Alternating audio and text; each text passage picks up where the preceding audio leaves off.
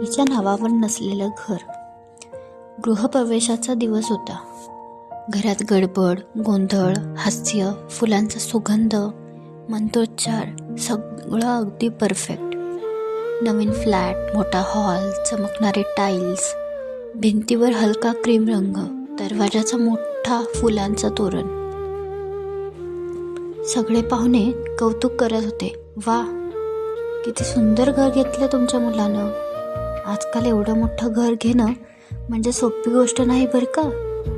हॉलमध्ये उभा असलेला रोहन अभिमानाने हसत होता. त्याच्या बाजूला त्याची बायको सायली नीटनेटक्या साडीत पाहुण्यांचं स्वागत करत होती आणि स्वयंपाकघराच्या दाराजवळ भिंतीला हलकसं टेकून उभी होती रोहनची आई सुमित्रा. पूर्वी तेव्हा त्यांचं आयुष्य एका छोट्या भाड्याच्या खोलीत चाललं होतं. छतावरून पावसात पाणी टपकत असे, भिंतीवर ओलसर डाग असत. रोहन तेव्हा 8 वर्षाचा होता. त्याचे वडील मिलमध्ये काम करत. पण एके दिवशी अचानक तब्येत बिघडली. तपासण्या, औषधं, हॉस्पिटल, खर्च वाढत गेला. डॉक्टरांनी शांत आवाजात सांगितलं, उपचार सुरू ठेवायचे असतील तर मोठी रक्कम लागेल. त्या रात्री सुमित्रा कपाटासमोर बराच वेळ बसून राहिली. लग्नात मिळालेले सोन्याचे दागिने तिने बाहेर काढले, हातात धरले, क्षणभर डोळे मिटले.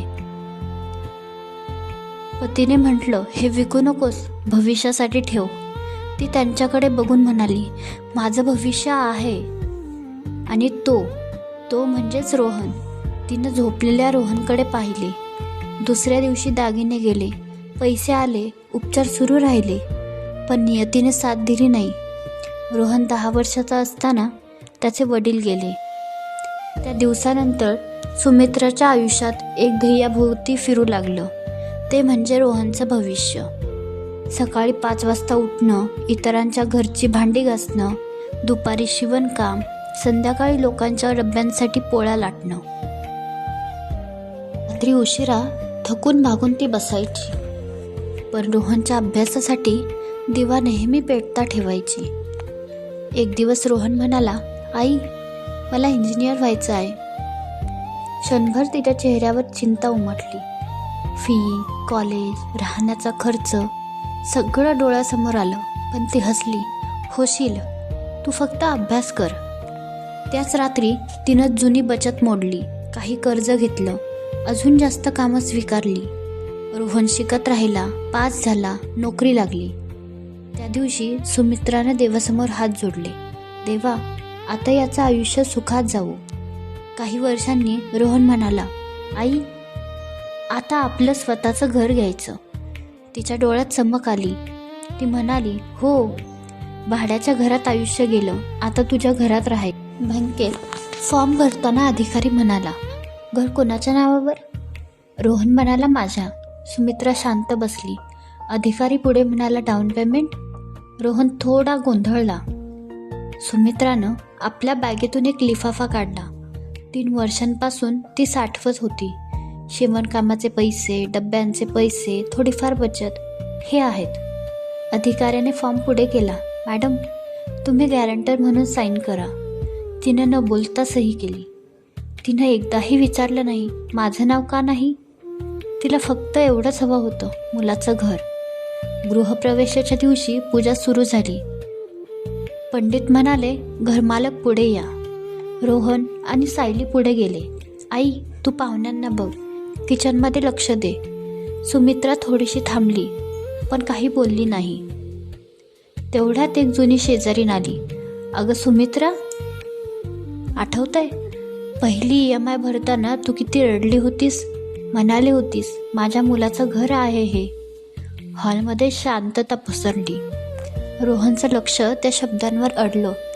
काय म्हणालात तुम्ही? शेजारीण सहज बोलली, अरे, या घरासाठी तुझ्या आईनं किती केलंय, तुला माहीत नाही का?